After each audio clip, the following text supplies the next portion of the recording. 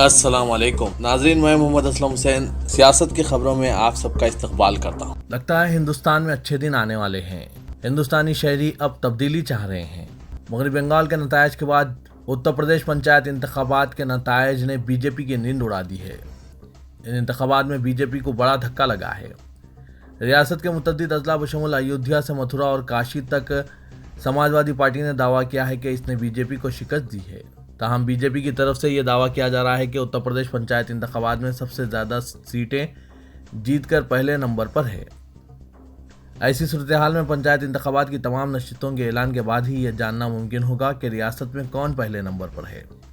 लेकिन बीजेपी को राम के शहर अयोध्या में करारी शिकस्त का सामना है। अयोध्या जिले में कुल पंचायत मेंबर की 40 नशिस्तें हैं, जिनमें से समाजवादी पार्टी ने 24 नशिस्तें जीतने का दावा किया है। कहा जा रहा है कि यहाँ बीजेपी को सिर्फ 6 सीटें मिली है। इसके अलावा आज़ाद उम्मीदवारों ने 12 सीटों पर कामयाबी हासिल की है। बीजेपी को यहाँ अपने बागियों की वजह से बहुत करारी शिकस्त का सामना करना पड़ा है, क्योंकि पार्टी रहनुमाओं को टिकट न मिलने के बाद 13 सीटों पर आज़ाद उम्मीदवार इंतखाबी मैदान में उतरे थे। कोरोना वायरस के बढ़ते केसेस के पेश नज़र बहुत सी रियासतों में लॉकडाउन नाफिज कर दिया गया है। हरियाणा में लॉकडाउन को 10 मई तक नाफिज किया गया है। हुकूमत ने अवाम से भी क़वायद पर अमल करने की अपील की है, लेकिन कुछ लोग ऐसे भी हैं जो क़वायद को तोड़ रहे हैं। हरियाणा के अंबाला में लॉकडाउन के बावजूद लोग सुबह सुबह सैर पर निकल पड़े। इसके बाद हरियाणा पुलिस ने इन लोगों को रोका और खिलाफ वर्जी करने वालों को सड़क पर ही वर्जिश कराई और इन्हें आखिरी वार्निंग देकर रिहा कर दिया। इसका वीडियो सोशल मीडिया पर तेजी से वायरल होने लगा है। आखिरकार हिंदुस्तान में इंतखाबात का दौर खत्म होने का असर रिटेल फ्यूल पर देखने को मिला है। मंगल यानी आज 4 मई 2021 को इंतखाबी नतीजे आने के 2 दिन बाद ऑयल मार्केटिंग कंपनियों ने पेट्रोल डीजल की कीमतों में इजाफा किया है। आज पेट्रोल 15 पैसे और डीजल 16 पैसे महंगा हो चुका है। दिलचस्प बात यह है कि पिछले 66 दिनों से तेल की कीमतें नहीं बढ़ी थी। इस बीच बैनुल क़ौमी बाजारों में खूब उतार चढ़ाव देखा गया, लेकिन उसका असर हिंदुस्तान के घरेलू दामों पर नहीं देखा गया। कोरोना वायरस के केसेस रोजाना नए रिकॉर्ड बना रहे हैं। हिंदुस्तान में मंगल को कोविड-19 की जुमला तादाद 2 करोड़ के निशाने को अबूर कर चुकी है।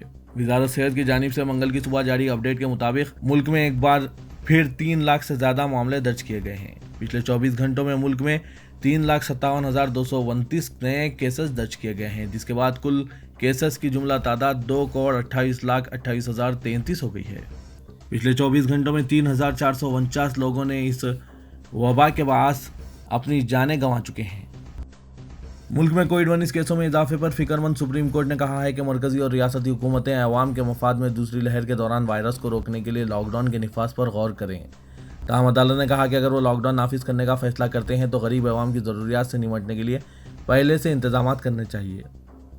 जस्टिस चंद्रचूड़ की ज़ेर क़यादत बेंच ने कोविड-19 वबा के दौरान ज़रूरी अशिया और खिदमात को यकीनी बनाने के लिए अज़ खुद मामले की समाअत करते हुए यह हुक्म जारी किया।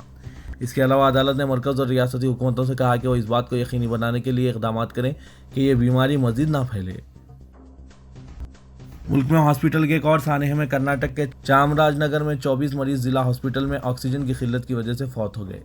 इनमें से 23 कोविड से मुतासिर थे। हुकूमत ने खातियों के खिलाफ सख्त कार्रवाई की वार्निंग दी है। हुकूमत ने इस मामले की तहकीकात का हुक्म दिया है और एक सीनियर IAS ऑफिसर शिवा योगी को तहकीकाती ऑफिसर मुकर्रर किया है। इस वाक़े पर कांग्रेस की जानिब से सख्त रद्दअमल जाहिर किया गया है।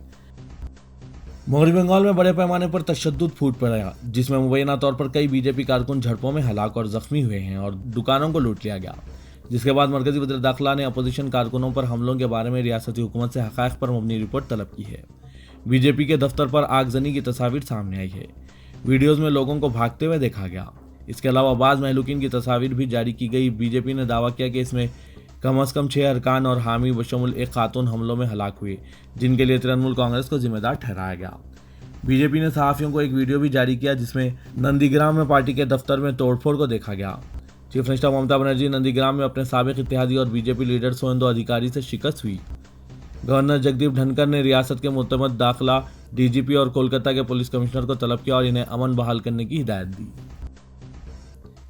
मगरबी बंगाल की वज़ीर आला ममता बनर्जी 5 मई को तीसरी मरतबा मगरबी बंगाल की वज़ीर आला की हैसियत से हलफ लेंगी। इनकी पार्टी ने ये ऐलान किया है। तृणमूल कांग्रेस के 9 मुंतखब अरकान असम्बली के एक इजलास में ममता बनर्जी को इत्तेफाक राय से लीडर मुंतखब किया।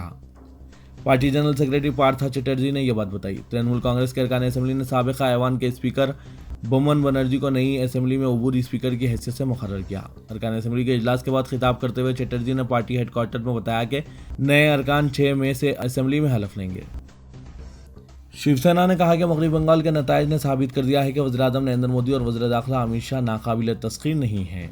शिवसेना के तर्जुमान सामना में शाह इदारिया में कहा गया है कि 4 रियासतों और एक मरकजी ज़ेर इंतज़ाम इलाके के इंतखाबात में तमाम नज़रें मगरबी बंगाल पर थी। सामना ने लिखा कि कोविड-19 की बढ़ती हुई वबा से निपटने के बजाय पूरी मरकजी हुकूमत बशमुल वज़ीर-ए-आज़म नरेंद्र मोदी ममता बनर्जी को शिकस्त देने के लिए मगरबी बंगाल के इंतखाबी मैदान में थे, जिसके बावजूद इन्हें शिकस्त का सामना करना पड़ा।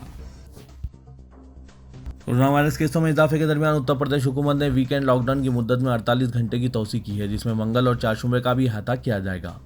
एडिशनल चीफ सेक्रेटरी इत्तलात नवनीत सहगल ने मीडिया को बताया कि जुमे की रात 8 बजे से मंगल की सुबह 7 बजे तक कोरोना कर्फ्यू में तौसी दी गई है और अब ये 6 मई की सुबह 7 बजे तक नाफिज होगा। उत्तर प्रदेश के चीफ मिनिस्टर योगी आदित्यनाथ ने साइंसदानों से कहा है कि वो नाइट्रोजन को ऑक्सीजन में तब्दील करें। इनके इस बयान पर ट्विटर पर मुतज़ाद रद्दअमल जाहिर किया जा रहा है और ट्विटर इस्तेमाल करने वाले मुनक़सिम हो गए। कई लोग इस तबसरे के लिए इनका मजाक उड़ा रहे हैं। योगी आदित्यनाथ के दफ्तर ने ट्वीट किया था कि साइंसदानों को चाहिए कि वो हिंदुस्तान में जारी कोविड बहरान से निपटने के लिए नाइट्रोजन को ऑक्सीजन में बदलने के इम्कानात का जायजा लें। इस ट्वीट को अब हटा दिया गया है। ट्वीट में चीफ मिनिस्टर के दफ्तर ने IIT कानपुर जैसे इदारों को हिदायत दी थी कि वो इस तजवीज़ का जायजा लेने के लिए माहिरीन के साथ तालमेल करें।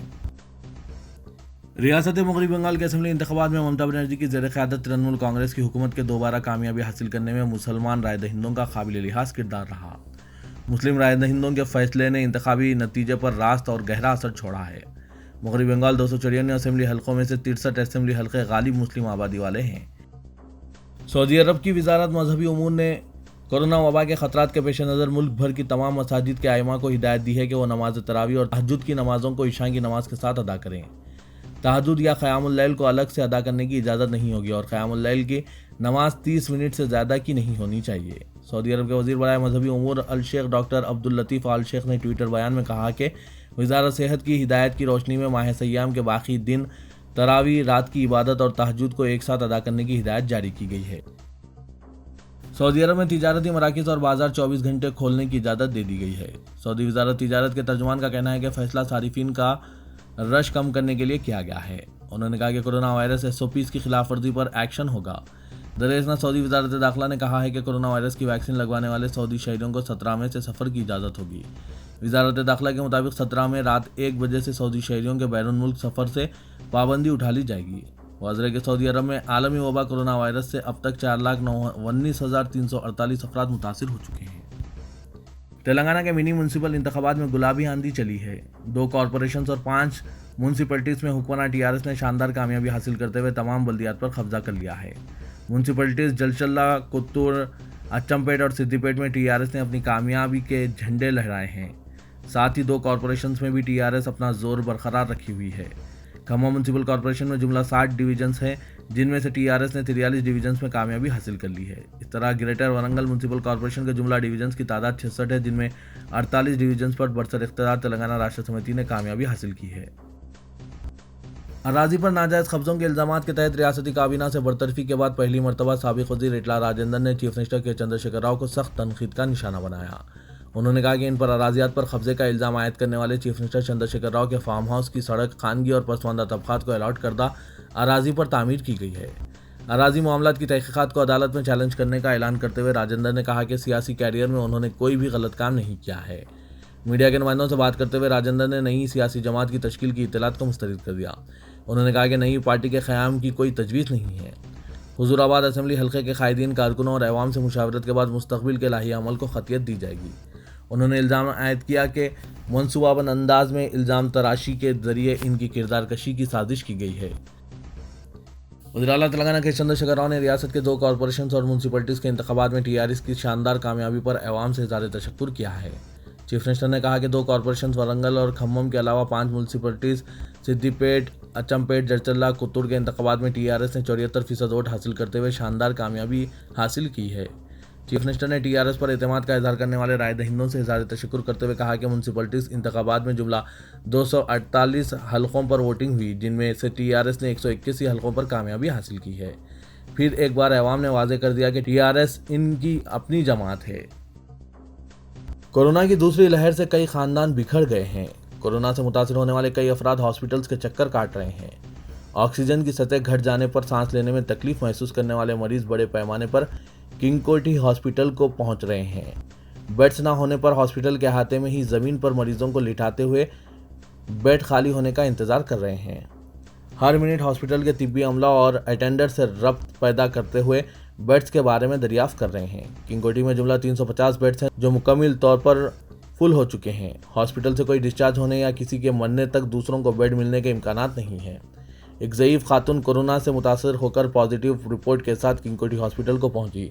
ताहम हॉस्पिटल में बेड न होने की वजह से इस खातून को हॉस्पिटल के अहाते में लिटा दिया गया। इस खातून का बेटा डॉक्टर से अपील कर रहा है कि मेरी माँ जिंदगी और मौत की कश्मकश में मुब्तला है, मेहरबानी करके एक बेड का इंतज़ाम करें। हॉस्पिटल के इंतजामिया का कहना है कि हम इलाज करने के लिए तैयार हैं, मगर हॉस्पिटल में बेड खाली नहीं है। रियासत में कोरोना की दूसरी लहर शिद्दत इख्तियार करने के साथ ही केसेस और अमवात की तादाद में बेतहाशा इजाफा हुआ है। हैरत की बात यह है कि एक हफ्ते से कोरोना टेस्ट करने की तादाद घट गई है, लेकिन केस और अमवात की तादाद बढ़ गई है। कमिश्नर पुलिस हैदराबाद अंजनी कुमार ने शहरियान हैदराबाद से अपील की है कि वो अपनी महंगी अशिया की हिफाजत करें और इनको हॉस्पिटल्स में ना लाएं। उन्होंने सोशल मीडिया के अहम प्लेटफॉर्म ट्विटर पर पोस्ट करदा अपने ऑडियो पैगाम में कहा कि हमें हमेशा मुस्बित रहना चाहिए और बैनुल-अक़वामी बहरान से बाहर निकलने के लिए जद्दोजहद करनी चाहिए। 1 मिनट 40 सेकंड का ये ऑडियो पैगाम जिसको कई अफराद ने सुना है, जिसमें अंजनी कुमार ने बताया कि बाज़ हॉस्पिटल्स के करीब ये शिकायत मौसूल हो रही है, जिसमें कहा गया है कि मरीज़ या फिर इनके साथ रहने वाले अफराद की महंगी अशिया जैसे जेवरात वगैरह की चोरी हो रही है या फिर ये अशिया गुम जा रही है।